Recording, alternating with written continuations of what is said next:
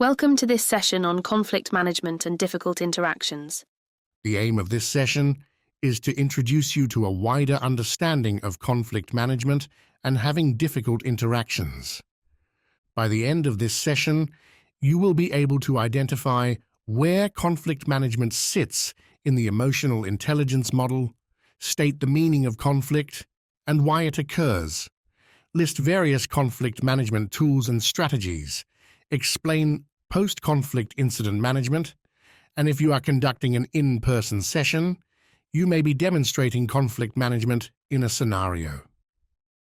Before we continue, it is useful to have an understanding of the relevant legislation and policies that are listed here. This session has an emphasis on security staff or staff dealing with criminal or antisocial behavior, but the concepts, tools, and strategies are equally relevant in everyday life, be it domestic, work life, or whilst out and about. Pause the video here and ask yourself if you are current in all the laws and policies that are listed and if they are relevant to you. Great. Now we have looked at some of the legislation and you have been able to identify any gaps in your current knowledge. We can look at Gosling's emotional intelligence model and where conflict management sits within it. We suggest that you have a close look at the emotional intelligence model or other similar models to determine if you have any overall weaknesses in these areas. Firstly, we will explore what we like to call the conflict management bubble. Imagine you are stuck in the bubble of conflict and realize that you need to extract from it. This session centers on techniques, tools, and strategies which can help you extract from that bubble. It is important to note at this stage that solving the problem or the issue is only one tool to consider. We must look after our own safety and mental well-being, in addition to the health and well-being of anyone else involved. In 2008, David Rock developed the SCARF model, a concept of 5 domains that affect us when interacting, influencing, or being influenced by others. SCARF is an acronym for status, how important we are to others. Certainty, this is our expectation management or our ability to predict the future. Autonomy, how we have a choice or some kind of control. Relatedness, how we relate to things and if we have a relationship with others and their relative behaviour. Fairness, how fair things are or how fair we are being. Whether one or more of the 5 domains are compromised, either in yourself or the other person, the body can become defensive and in simple terms, the blood pools closer to the heart, leaving the extremities such as fingertips and your face a lot paler than before. This is known as fight, flight or freeze, where you are more likely to flee, stay and fight, or just freeze on the spot. You may have experienced this in a road rage incident where your leg begins to involuntarily shake, your heart rate increases and you breathe faster. Slower, deliberate breathing will help to calm you down. In terms of conflict management or dealing with unpleasant or confrontational situations, we will use this model to provide a way to be able to extract from the conflict bubble. Status can be maintained by using correct titles, such as Sir, Madam, or anything else appropriate, if the person suggests you address them differently. Certainty can be achieved by providing the other person the ability to understand what is happening or what might happen. An example of this is where there is a queue and you let people know a projected time frame. Sometimes simply saying that you are unsure is sufficient.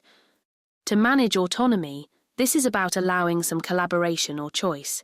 Where an arrest has been made by a security officer or someone else using PACE 24 power of arrest, it is arguable that any autonomy of liberty has been removed. However, even in this example, there is autonomy to allow the person to sit or stand, for example.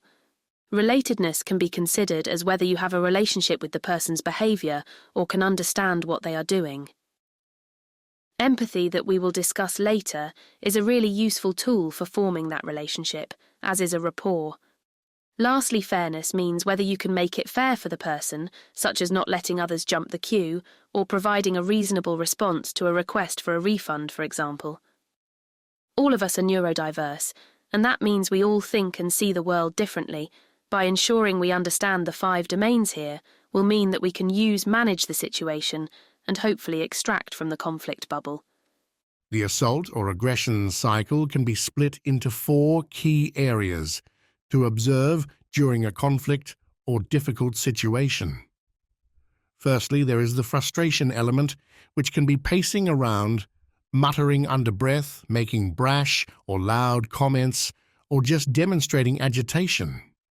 I'm sure we can all think of and identify a time when we were frustrated and what it felt like. Using that example, can you think of what it would have taken at that stage to return you to your normal baseline behavior? This is what we must consider when dealing with others. Following aggression, there may be anger, which could be clenched fists, some swearing, normally a stable posture, whereas frustration was pacing around. Stood in a fighting stance, staring is a good indicator of anger if not overtly demonstrated another way. The next one is aggression. This normally involves a forward move such as finger pointing with aggressive intent, threats of violence or ultimatums that could lead to violence. Lastly, violence itself can occur, which normally, unless drink or drugs are involved, consists of the use of force or violence towards people of property. Remember, using threatening words at the aggression stage can also be termed workplace violence and must be reported and dealt with. Where violence occurs, it is always reportable. We are not going to look at violence here in this session. We are specifically exploring the 4 areas: frustration, anger, aggression, and violence, and being able to identify them. As to be able to recognize where the other person is within this cycle should assist you on being able to calm the situation either to the next level down, at least, or back to baseline behavior levels. These are not necessarily in order, and it is possible for someone to go from baseline behavior to violence instantly, so please be aware. Before moving on, pause the video and have a discussion with anyone around you regarding what each one looks like. Remember neurodiversity, each person sees things and behaves differently. Good. So now we have explored frustration, anger, aggression, and violence. We can look at our conflict management toolbox for tools and strategies. The icons on the screen represent some of the tools and strategies that are available to you when dealing with conflict or difficult situations. You will note at the bottom of the screen, problem solving. We will not discuss how to solve the actual problem or the issue here. And remember, this is just one of many tools and strategies available to you. The first strategy we will look at is dynamic risk assessment. This differs from a standard health and safety risk assessment in that it is ongoing and continuing throughout, hence dynamic. For this, we use another acronym, TACT. Take a step back, assess the situation for consider options, and then take action. As part of the initial step-back phase, we need to consider proximity to the other person. There are some distances on the screen that are generally considered to be the measurements of our intimate, personal, social, and public zones. Whatever the distance you close between yourself and others, at no time should you get closer, that you can see the other person's full body, including both hands, which could form fists, the feet and the head, as these could all be used as weapons. Where actual weapons or potential weapons are involved, this should be much further away. After we have taken a step back, we are assessing for POP, the first P being people. You must look carefully at whomever else is involved and decide various things about them to determine what time of threat they might pose if it reaches the violence stage. Characteristics such as height, and therefore their reach with their arms, can determine if you get closer or further away. Their build, size, age, weight, body language, behavior, and gestures can all assist you in determining the threat and the risk. Pause the video and ask yourself what the characters on the screen may be doing in terms of their body language. To highlight different perceptions, ask someone near to do the same to understand how people see things differently. The COSO in POP is for objects. This is about what objects the person may have on them or be holding. Guns and knives may be obvious, but innocent items, such as cups and glasses, can also be used as a weapon if the situation escalates. The second P in POP is for places. The picture here is a retail store. However, the concept is the same wherever you are. Look closely at the place the interaction is happening and think what damage or injury could be caused if the incident escalates. Keep away from stair, glass, tables, and any immovable objects such as chairs that could be used as weapons where possible. It is a useful strategy to walk whilst talking and lead the person away from somewhere you consider to be dangerous. You could consider putting a barrier, such as a bar, if in a pub, or a counter between you and the other person if the situation may escalate. Removing those barriers could also assist in de-escalating. This is why reading the situation is key. Always leave an escape route for the other person to leave. Remember Rock's SCARF model. This would be giving them autonomy to leave if they choose. So now we have taken a step back, assessed the situation for people, objects, and places. We have to consider our courses of action.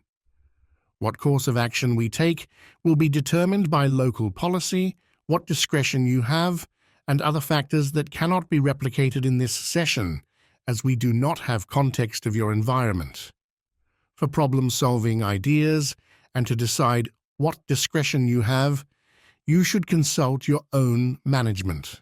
How we determine our options will depend on the importance of the goal you are hoping to achieve versus the importance of the relationship between yourself or your organization and the other person, or how unsafe the situation may become.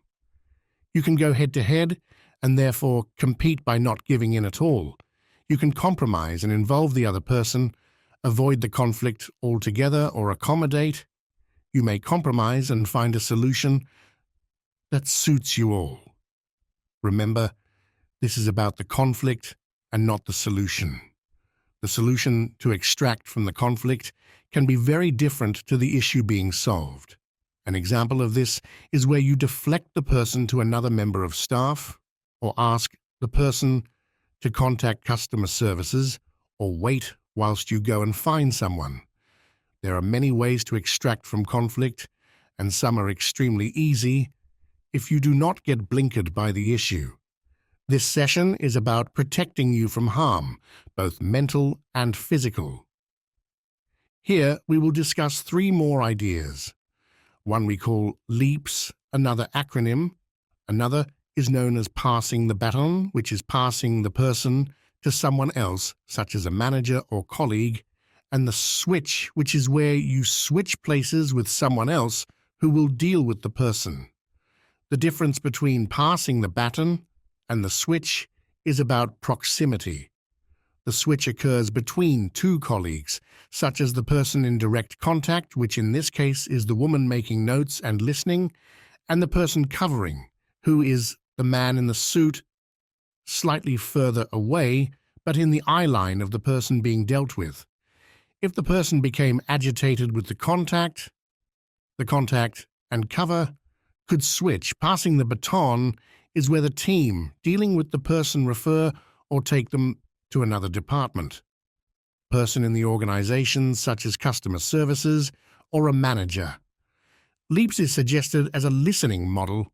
Listen to the person, use empathy with their situation, ask lots of open questions, using what, where, when, which, who and how, paraphrase what they are saying and summarize it. Nodding and showing interest, making notes, doing everything in LEAPS, and using positive body language is a form of active listening. Have a look at these characters and ask yourself and again someone else nearby what you think they are demonstrating in terms of listening. Do they look like they are listening effectively? Empathy has been mentioned a number of times so far in this video.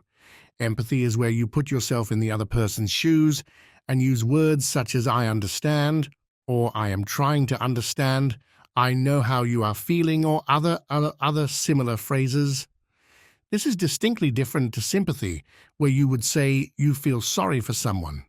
In conflict, it is generally best to use empathy rather than sympathy, and positive communication should be used throughout. Never be passive by doing nothing or showing no interest, as this can act as a trigger.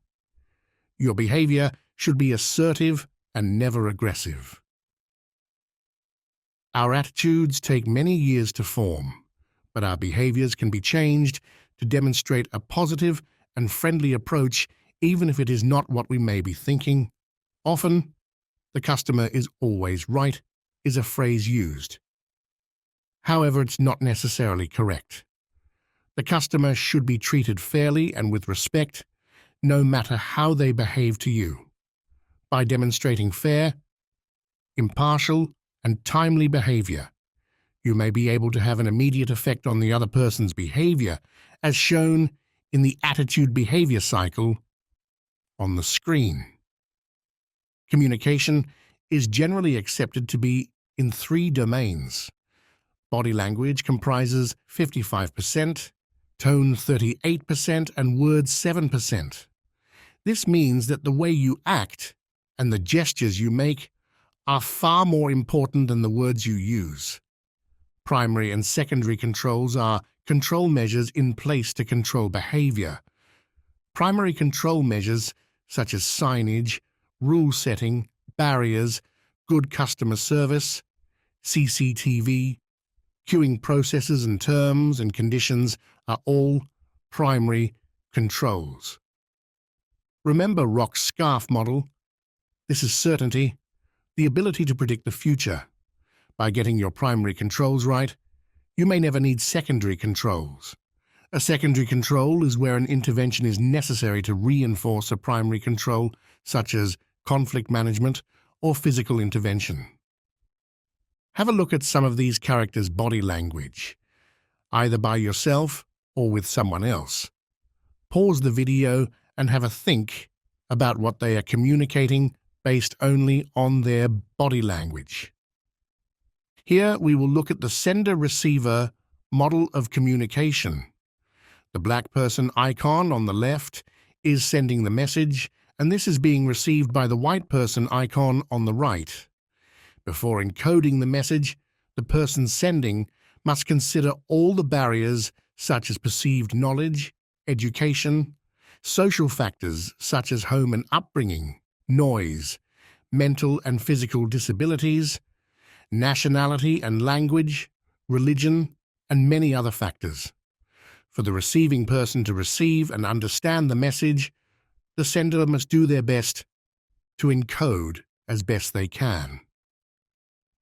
In unfamiliar interactions, these barriers may not immediately be recognizable, however.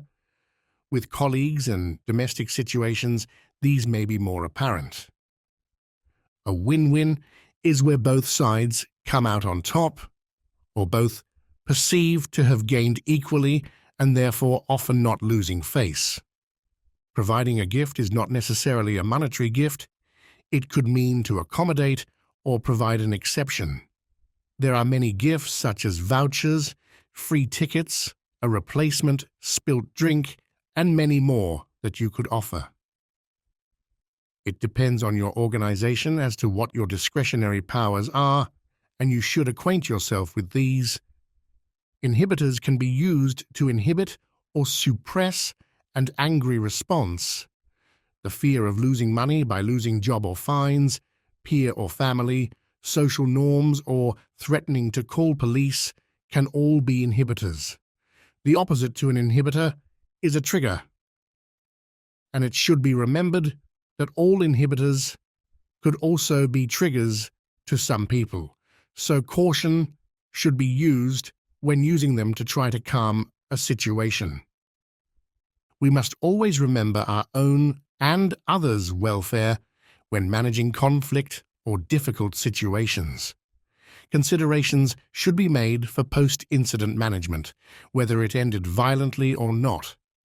People should not be subjected to threats or fear of violence, and sometimes relatively innocent situations can cause lasting problems, such as post-traumatic stress or physical or mental injuries. Just because you consider a situation to not be aggressive, someone may have been adversely affected. It is important to talk about incidents, deliver necessary first aid for mental and physical harm, report the incident to management, and withdraw where necessary. Always adhere to local policy and share good practice and problems. If there are any issues you do not feel you can discuss, please talk to your GP or occupational health if your organization has it. In summary, we would like you to remain safe from mental or physical harm by removing yourself from the conflict bubble. Develop your own strategies, and remember that the things that trigger an angry response are often alleviated by the domains in Rock's SCARF model: status, certainty, autonomy, relatedness, and fairness. By addressing these and using some of the strategies and tools shown, you will have a greater understanding of conflict management. Thank you for taking part.